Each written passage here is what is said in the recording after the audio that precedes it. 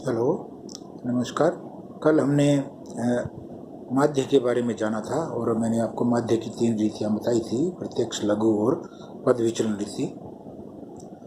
आज हम माध्य के बाद में जो दूसरा बेसिक और बहुत इम्पोर्टेंट टॉपिक है मध्य का, उसके बारे में बात करेंगे। सर्वप्रथम आप ये जानिए कि मध्य का होता क्या है। मध्य का को माध्यिका भी बोलते हैं, कई किताबों में इंग्लिश में मीडियन बोलते हैं और शॉर्ट में हम स्टैट में उसको कैपिटल एम से लिखते हैं, बड़ी एम से। मध्य का दरअसल में एक ऐसा मूल्य होता है जो श्रेणी के बिल्कुल मध्य में स्थित होता है। मध्य का से बड़े मूल्यों की संख्या और मध्य का से छोटे मूल्यों की संख्या दोनों एक समान होती है, इसीलिए इसको मध्य का बिंदु भी कहते हैं।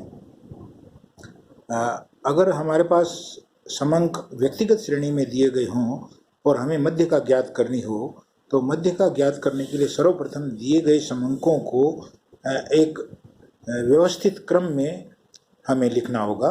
व्यवस्थित क्रम बढ़ते हुए या घटते हुए क्रम में हो सकता है। बढ़ते हुए का मतलब है आप शुरू में, प्रारंभ में सबसे छोटा मूल्य लिखिए, उसके बाद उससे बड़ा, उसके बाद उससे बड़ा और लास्ट में सबसे बड़ा मूल्य। या घटते क्रम में लिखना चाहें तो आप सबसे पहले सबसे बड़ा मूल्य लिखिए, उसके बाद उससे छोटा और उसके बाद उससे छोटा और लास्ट में सबसे छोटा। तो दिए गए समंकों को आरोही या अवरोही क्रम में व्यवस्थित करके लिखा जाता है। यदि वो व्यवस्थित नहीं है तो, अगर व्यवस्थित है तो फिर ठीक है। तो पहला काम तो ये है कि हम दिए गए मूल्यों को उनके आकार के अनुसार व्यवस्थित क्रम में लिखते हैं, आरोही बढ़ते हुए या अवरोही घटते हुए क्रम में। आरोही या अवरोही क्रम में लिखने के बाद दूसरा काम है, हम यह ज्ञात करते हैं कि मूल्यों की कुल संख्या है कितने। आप मूल्यों को काउंट कीजिए और काउंट करने पर आपको n मिलेगा। n का मतलब नंबर ऑफ आइटम, मूल्यों की संख्या। मूल्यों की संख्या जब आपको प्राप्त हो जाए तो उसके बाद में मध्यका का एक फार्मूला होता है, और वो मध्यका का फार्मूला नहीं, दरअसल वो मध्यका पद की क्रम संख्या होती है और वो फार्मूला है n+1, यानी n यानी मूल्यों की संख्या, उसमें एक जोड़िए n+1 और बटा दो कर दीजिए उसमें। तो इससे मध्यका नहीं आती है। पहले आप ये देखिए कि मध्यका बराबर n+1 बटा 2 नहीं है। दरअसल मध्यका n+1 बटा 2वें मूल्य का आकार है। इसलिए अगर आप फार्मूले के रूप में लिखते हैं तो अंग्रेजी में लिखें तो m बराबर size of n+1 upon 2th item. याद रखिए 2 जो है वो n+1 के बटा में है, ना कि केवल 1 के बटा में। या हिंदी में अगर आप लिखना चाहें तो m बराबर n+1 बटा 2वें मूल्य का आकार। तो आपने दिए गए मूल्यों को गिन लिया और आपको n प्राप्त हो गया। जो ही आपको n प्राप्त होए तो आप उसके बाद m बराबर n+1 बटा 2वें मूल्य का आकार फार्मूला लिखिए और उसमें n की वैल्यू पुटअप कर दीजिए।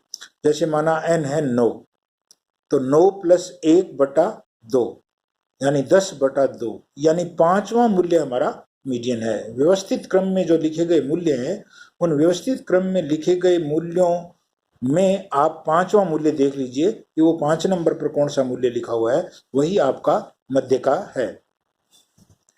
यदि मूल्यों की संख्या विषम ना होकर सम हो, जैसे मूल्य माना 10 हो, तो उस पोजीशन में 10 + 1 बटा 2वां मूल्य यानी 11 बटा 2वां मूल्य, और 11 बटा 2वां मूल्य का मतलब है 5.5वां मूल्य यानी 5.5वां मूल्य। तो 5.5वां मूल्य निकालने का तरीका यह है कि आप व्यवस्थित क्रम में लिखे गए मूल्यों में 5वां मूल्य और 6ठा मूल्य जोड़िए और जोड़ करके 2 से भाग दे दीजिए। जो भी आएगा वो आपका मध्य का कहलाएगा। 5th item + 6th item divided by 2 is equal to the median. ठीक है।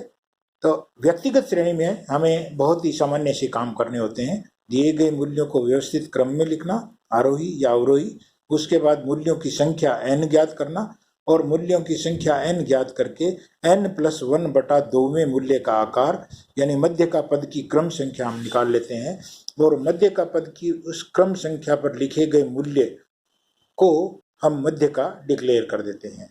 ज़्यादा से ज़्यादा हमारे पास ये आएगा कि मध्य का 4.5वां मूल्य है या 5.5वां मूल्य है या 6.5वां मूल्य है। तो आप 6.5वां मूल्य है, इसका मतलब छठा प्लस 7वां मूल्य जोड़िए और 2 से भाग दे दीजिए। यदि 3.5वां मूल्य है तो तीसरा प्लस चौथा मूल्य जोड़िए और 2 से भाग दे दीजिए।